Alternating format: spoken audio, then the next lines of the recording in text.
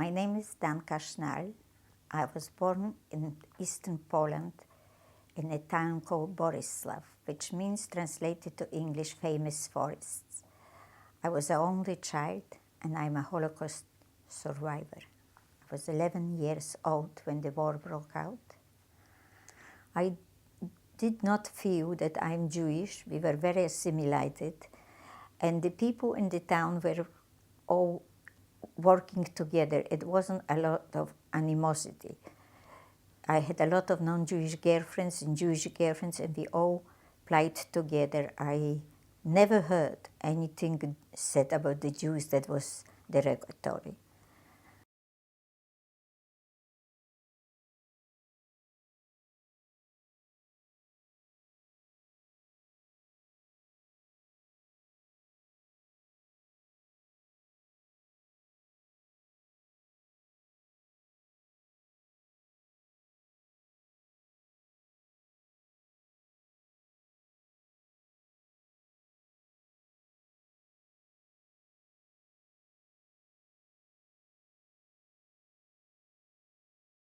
Within a few weeks, when the German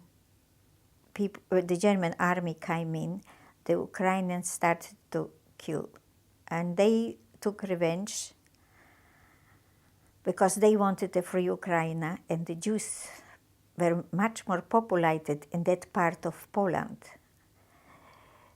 We had the first pogrom in a few weeks. They cut the throats with razors of 500 Jewish men. And this is the first time that I peeped through. My mother wouldn't allow me to go to the windows because they had to carry these people in wheelbarrows. There was not enough staff and not enough place, and everybody had to be buried in one communal grave. So I remember peeping through the window and seeing some women taking these husbands on wheelbarrows. And that gave me the first shock in my life, that I saw really from not far away a dead body, dead people. After that we had a couple of weeks peace, and then it started again. They really killed a lot of people in that time, mostly the Ukrainians, because they knew who is Jewish and who isn't. When the second or the third pogrom was on, my mother took me to the attic, and we went under a big chimney, and it was dark on that side. And when the soldiers come up to the attic, they showed their torches, but they didn't see us. And that's the way she saved me in herself.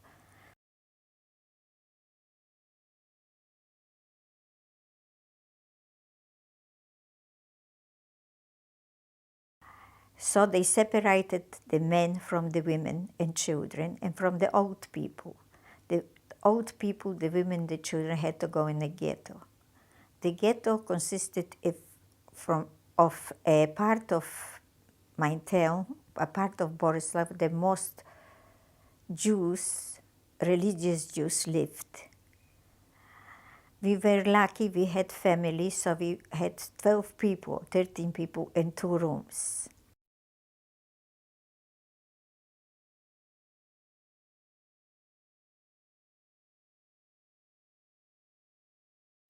There are many memorable moments in my life, but the one I will never forget began when my mother told me to get dressed and took me out in the middle of the night. The second pogrom and final rounding up of the Jews has begun the ghetto around the city. I was to be hidden in a huge rubbish bin to escape being killed by the Ukrainian police. It was dark, and on the way to the appointed place, my mother told me to be very quiet and not to cry, as in a couple of hours Anna, our housekeeper, who has been with our family since I was born, would pick me up. I was to stay with Anna until my mother could come back. At age 11, very frightened and unable to understand why such a thing was happening, I begged my mother not to leave me there. She told me it was essential for us to separate. I was very afraid, and until to die, I still had to be by myself. Anna couldn't come until nearly a day and night later, as the Ukrainian and German police were on the prowl. I never saw my mother again. After staying with Anna for a while, someone accused her of keeping a Jewish child. She denied it, but eventually was forced to send me to another Polish couple. Before going, Anna told me that my parents were dead. My father had been killed as he fled east with the Polish army. My mother, together with most of my family, went to their death in Auschwitz, a Nazi extermination camp. Anna made me promise to remember name Auschwitz, and she gave me a piece of paper. It was a letter from my mother smuggled out of the place where all the Jews were kept before being sent to Auschwitz. In this letter, my mother told me of my father's death. He had been killed in the first days of the war. She told me how much they loved me and hoped I understood why I was left in a rubbish bin. She asked me to be good and honest and hoped that Anna would stay with me and that I should be nice to her. I lost this piece of paper. I do not remember my parents. The shock of losing them created some kind of fog in my memory. Losing Anna was another terrible blow. While I was with the Polish people, shuffled from one place to another, I found that they were extremely kind to me. There were a lot of them were friends of my parents, and they tried really very hard to keep me clean. They looked after my hair, which was very long, and I'm sure if my mother would be alive at that stage, she would cut it, but they didn't want us. They thought that this is something I cherished from the days at home. They fed me. They tried to see that nobody sees me. They went with me for walks at night. They didn't talk much about what was happening in the city, or we could hear things done. One night, the gentleman that I was staying with and his wife came home very upset. He said to his wife in my presence that behind the slaughterhouse, which was outside the city, they killed the Jews and the children were thrown in alive. And that the earth is moving there. It was something terrible. And she was very upset that he told her this in my presence. She said, don't listen, maybe he had a drink. I remember it vividly.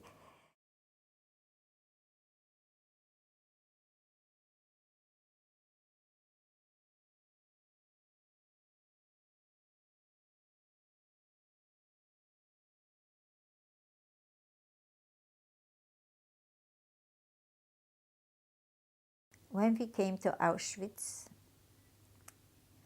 I can remember till today when I shut my eyes that we came in through this Arbeit macht frei, work makes you free.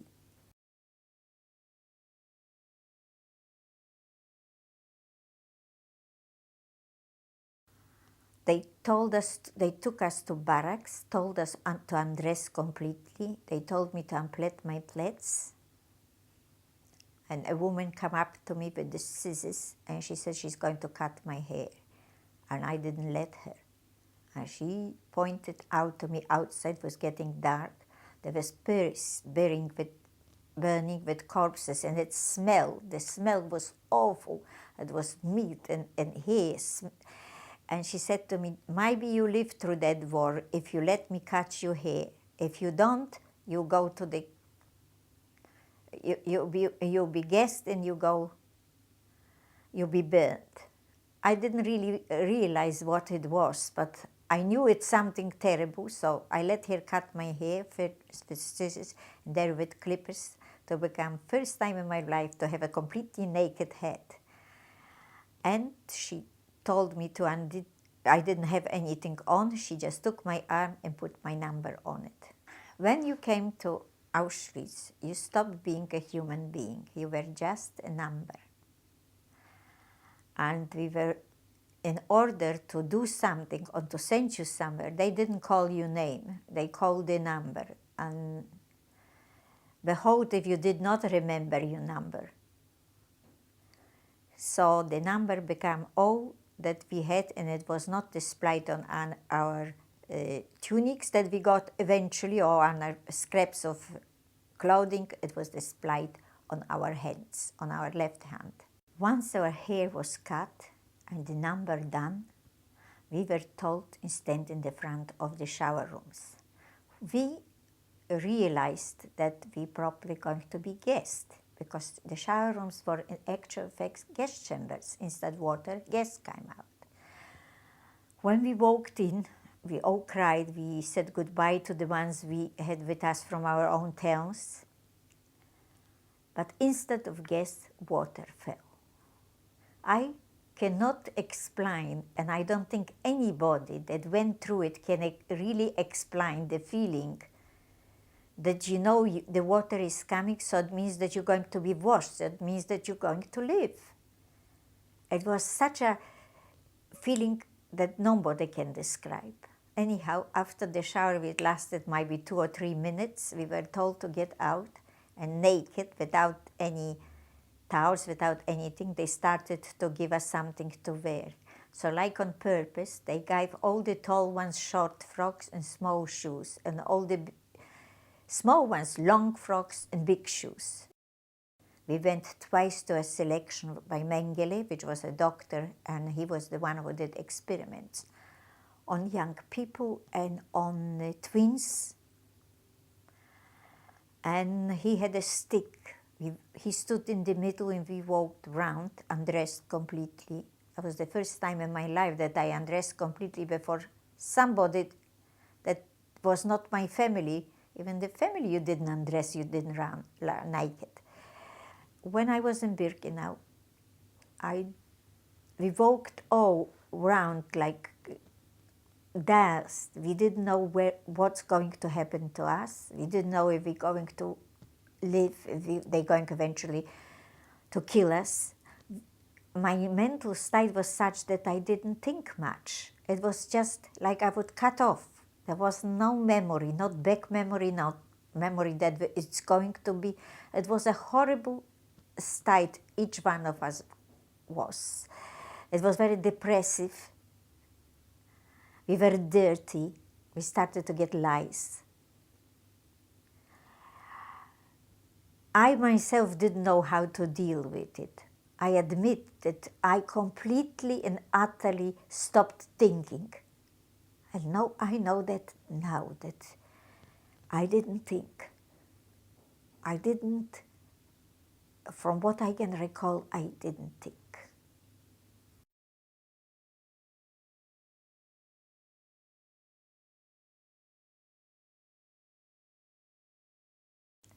Bergen-Belsen camp was huge, and we were the one who had to build brick barracks for the next lot of people that will come. We ourselves slept in tents with straw on the floor. That was the first time that we worked really physically. We had no gloves to carry the bricks, we had no gloves to mix anything. We had the Gestapo didn't mix in so much, we got the Wehrmacht. Wehrmacht is just the ordinary army, and they were much kinder. They were just the ordinary people that were called out to the army. They had to go. And many a times, if they could, they throw a piece of bread or piece of sausage if they could. But they were also afraid. Before getting out of Bergen-Belsen, people were called to another transport. And I didn't get in. And all the girls from my town, from Boryslaw, went with that other transport. There was still a lady who was much older than me. She must have been older even than my mother, who said to me, I don't know how I'm going to leave you here. You're going to be by yourself.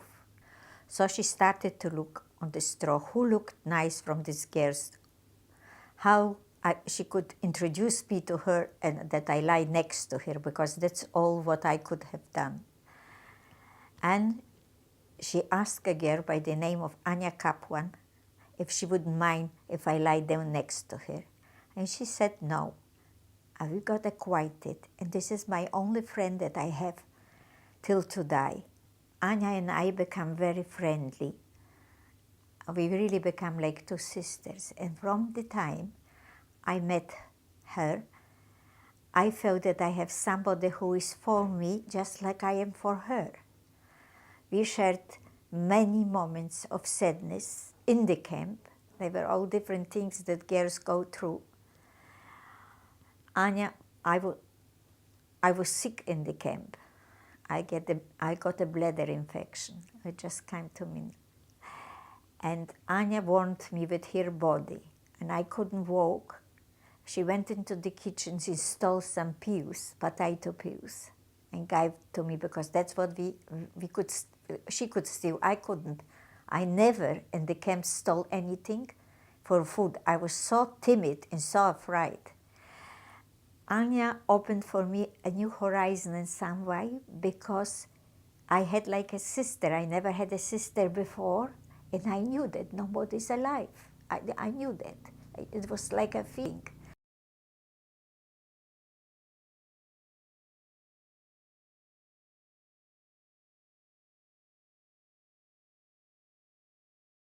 And one morning, they told us how to get together. They put us on trains, and they took us to Dachau. Dachau is near Munich. It was a huge lager, enormously big lager.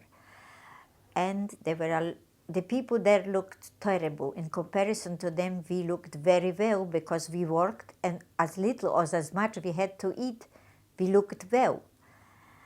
They took us there one night.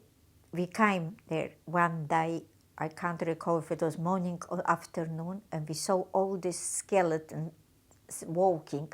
It was really skeletons walking with pieces of rock on them. I don't know how it happened, but the next morning we were put back on trains. And we were going backwards and forwards, backwards and forwards. And then maybe a day before we were liberated, we got cement bags. Every girl got a cement bag. And a rumor went to that they're going to shoot us at night. But because the SS that was with us knew us for so many months, they rather that we put on these cement bags on us and they would shoot us through the bags. You can imagine what was going on in that train. It was really horrible. And as we were going backwards and forwards, in the afternoon, on the 7th of May, we stopped in a forest.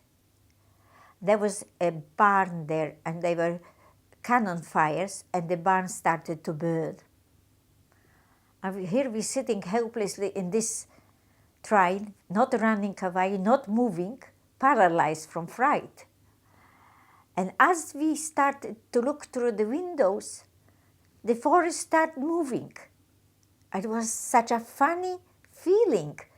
And once of a sudden, soldiers started to come out, and that was the 7th United States Army. They came to the train and they told us that we are liberated.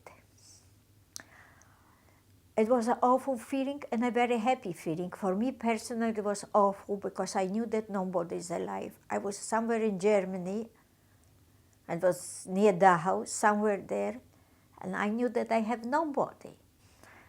Naturally, everybody started to be happy. The war is over, but when you're in such a tragic situation, in such a horrible state of mind and body, you do not think, oh, the war is over, it's fantastic. I don't think that you know what to think. It's just such two different things. From being a nobody, a number, you once of a sudden become back a human being. And it was very, very traumatic.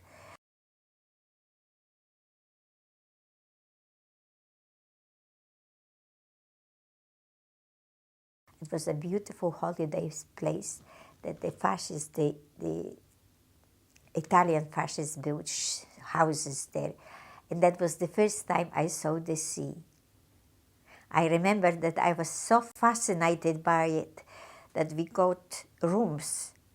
Everybody two to a room, like I and Anya were in one room. And she said to me, come on, help me, let's do a bed from whatever we had there. And I said, no, I am going. And I was hypnotized to go to the water. That was the Mediterranean Sea, and I just walked to the water. I wanted to see, it was blue, and I couldn't get away from it.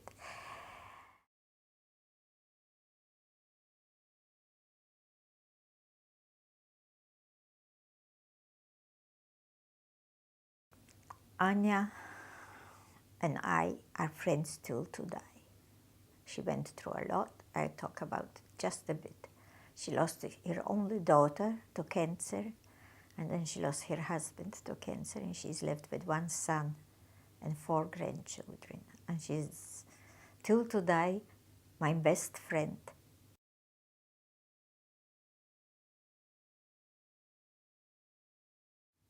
I want to tell all the students, all of you who's sitting today, to thank you grandparents, because they were the first people who opened their door to us, the Holocaust survivors, the people who were numbers. We become again people with names, human beings. It can always happen again. For that reason, I am talking, and for that reason, as much as it's sometimes very painful, I will talk as long as I'm able to about what happened to my family, to the Jews of Europe, and to the people of Europe.